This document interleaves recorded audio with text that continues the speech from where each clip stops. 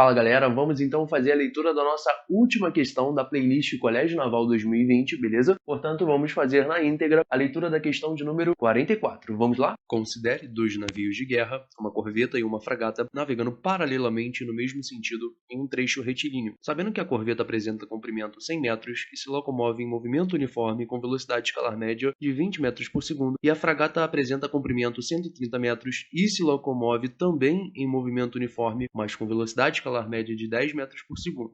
Calcule em segundos o intervalo de tempo necessário para que a corveta ultrapasse a fragata a partir do momento em que a frente da corveta estiver posicionada exatamente ao lado da traseira da fragata e ao final da ultrapassagem quando a traseira da corveta estiver posicionada exatamente ao lado da frente da fragata, e assinale a opção correta. Como vocês podem ter percebido, que se trata de um movimento tanto da corveta quanto da fragata com velocidades constantes e ainda por cima em um trecho retilíneo, tá bom? Por isso que a gente vai fazer um resumão do movimento retilíneo uniforme. Vamos fazer uma leitura rápida do que eu coloquei aqui para vocês? A trajetória do corpo é representada por uma linha reta. Como que a gente pode definir trajetória dentro da física? É basicamente uma união de todos os pontos, de todas as regiões do espaço que esse imóvel percorreu ao longo do tempo. Então, se você juntar todos esses pontos por um corpo que percorre em movimento retilíneo, você vai unir esses pontos, o teu resultado vai ser basicamente uma linha reta. Agora, da onde que sai esse termo uniforme? É onde ele diz que ao longo do movimento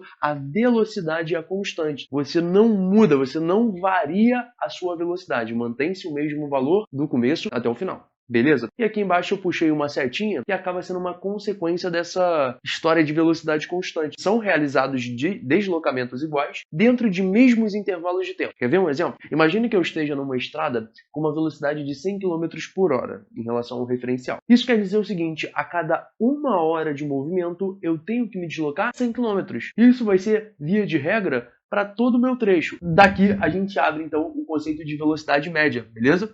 Velocidade média, eu já trabalhei em questões dessa playlist, é basicamente a razão entre o meu deslocamento, beleza? Em relação ao meu intervalo de tempo. Reparem, eu coloquei até aqui para vocês duas unidades de medidas que podem ser utilizadas para velocidade. O ΔS pode aparecer em quilômetro e o ΔT pode aparecer em hora.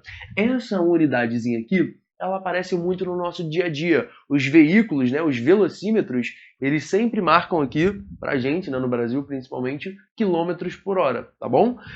Porém, vale ressaltar que a unidade do sistema internacional é metro por segundo. Caso seja do seu interesse, né, fazer a conversão de quilômetros por hora para metros por segundo, basta você dividir por 3,6, tá? Eu vou colocar aqui na tela para vocês, e para você vir, né, caso seja necessário, de metros por segundo para quilômetros por hora, basta fazer a prova real. Multiplica-se por 3,6. Tranquilo? A gente pode então trabalhar com a função horária do espaço ou da posição, que vai ser basicamente o nosso primeiro método de resolução desse exercício. Eu vou extrair essa fórmula aqui, ó, da velocidade média, puxei aqui para baixo, porém, onde eu enxergo o delta, o que eu posso fazer? Colocar a diferença entre a grandeza final e a grandeza inicial, tá? Ou seja, ΔS é a posição final, o S, menos a posição inicial, S0, dividido por ΔT, que é o tempo final menos o tempo inicial. Só que o tempo inicial a gente pode considerar basicamente aquele que nós acionamos o cronômetro, perfeito? Então, como que vai ficar isso daqui? Velocidade é igual a S menos S0, tudo isso dividido por T. O que nós podemos fazer aqui? Esse V pode ser transformado em fração. Repara o que eu vou fazer aqui para você. Então, onde eu enxergava apenas o V, coloco V sobre 1, até porque todo número dividido por 1 é ele mesmo. A partir daqui, eu posso basicamente multiplicar em x, né? Multiplicar cruzado. Então, o S menos S0 vai multiplicar por 1, que dá a própria parcela, né? O V multiplica pelo tempo. Então, fica S menos S0 é igual a velocidade vezes tempo. Essa parcela está negativa do lado esquerdo da equação, então eu posso passá-la para o lado direito positiva. Então, qual vai ser a nossa função horária da posição? S, posição final, é igual a S0, posição inicial, mais velocidade vezes o tempo. Facinho, né? Agora, reparem no seguinte, eu puxei uma observação aqui muito importante para vocês. Se o meu movimento for progressivo, a minha velocidade ela tem que assumir sempre um sinal positivo. Enquanto se o meu movimento for retrógrado, a minha velocidade tem que assumir um sinal negativo. Então a principal diferença entre o meu movimento progressivo e o meu movimento retrógrado está nessas setinhas aqui, que está de acordo com a minha orientação espacial. De acordo com um dado referencial, todo corpo que se movimenta para a direita, né, eu considero que o movimento seja progressivo. Quer dizer que ele sempre vai ganhar cada vez mais posições, enquanto se um corpo ele se movimenta para a esquerda em relação a esse referencial, ele vai estar perdendo posições. Ganhou posição, movimento progressivo, velocidade é positiva. Perdeu posições, se locomove para a esquerda, velocidade tem que ser negativa. Tranquilo? Então, galera, como vocês já podem perceber, o desenho que aparece no enunciado já foi esboçado aqui no quadro. A direção e o sentido do movimento é da esquerda para a direita, tranquilo? Em roxo eu estou desenhando a minha fragata, em verde eu estou desenhando a minha corveta. E reparem no seguinte, eu coloquei algumas setas aqui com tamanhos diferentes, então basicamente a representação das minhas velocidades. Aqui eu tenho a velocidade de 10 metros por segundo e aqui embaixo na corveta eu tenho uma velocidade de 20 metros por segundo. Um dos fatores mais importantes, mais primordiais para esse tipo de exercício é você estabelecer um dado referencial. Então o referencial adotado por mim está lá na primeira figura, na traseira da minha corveta. É através desse referencial que nós vamos poder elaborar quem é a posição final, quem é a posição inicial e assim por diante. Reparem no seguinte, eu vou tentar escrever essa função horária da posição tanto para minha corveta quanto para minha fragata. Primeira pergunta, o movimento descrito pelas duas embarcações é um movimento progressivo ou é um movimento retrógrado? Bom, pelo que nós conversamos, se o movimento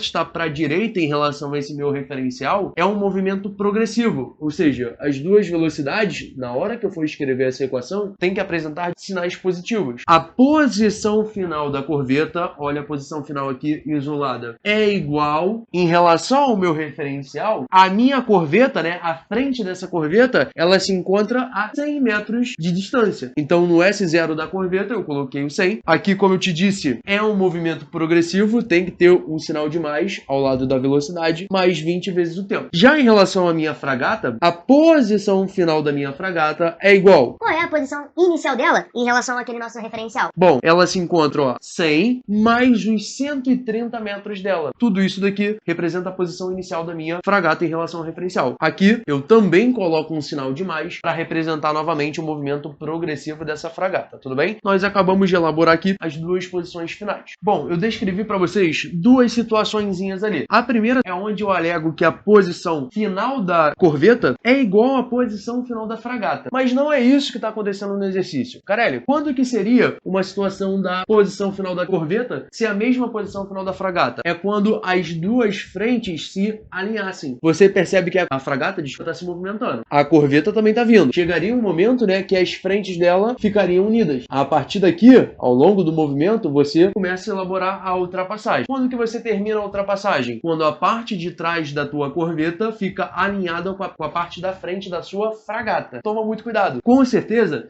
muitos jovens colocaram essa equação aqui na tentativa de resolver o problema, mas ela não responde ao meu exercício, até porque eu preciso de uma situação de ultrapassagem completa e não de uma situação de alinhamento das frentes. Vamos lá em cima? Reparem no seguinte, que aqui eu estou dizendo que a minha posição final da corveta tem que ser a posição final da fragata, aí você olha para o teu desenho. O que distancia a tua corveta da tua fragata? É justamente todo o comprimento da sua corveta. Na hora de escrever a posição final da corveta, eu digo que ela é a posição final da fragata mais 100 metros. Tranquilo? Eu vou fazer a abertura dos cálculos, porque eu já sei desenvolver qual é a posição final da corveta, vou substituir aqui embaixo, e eu também sei desenvolver a posição final da fragata. Desenvolvo também entre parênteses e não esqueço dessa soma aqui, que eu até ainda mantive a cor laranja. O que a gente pode perceber nisso daqui? Existe 100 de um lado e 100 do outro. Uma simplificação, tá? Então você vai eliminar o 100 do lado esquerdo com o 100 do lado direito. Vamos ter, portanto, isso daqui, tá? Então do lado esquerdo sobrou 20t, do lado direito sobrou 130 mais 10t mais 100. Aí repara, 130 mais 100 vai dar 230 e esse mais 10t vem pro lado esquerdo da equação. Pessoal, com o desenvolvimento que eu acabei de falar para vocês, né? 20t menos 10t vai dar 10t, 130 mais 100, 230. Então eu passo esse 10 dividindo pro lado direito da equação e o meu tempo para que ocorra uma ultrapassagem completa vai ser igual a 23 segundos. Com isso, a gente já consagra o gabarito aqui, ó, letra D. Agora eu vou te dar a dica bisurada. O melhor sempre fica para o final. Então você vai aprender o bizu de resolver esse mesmo exercício num modo muito mais rápido. Vamos lá?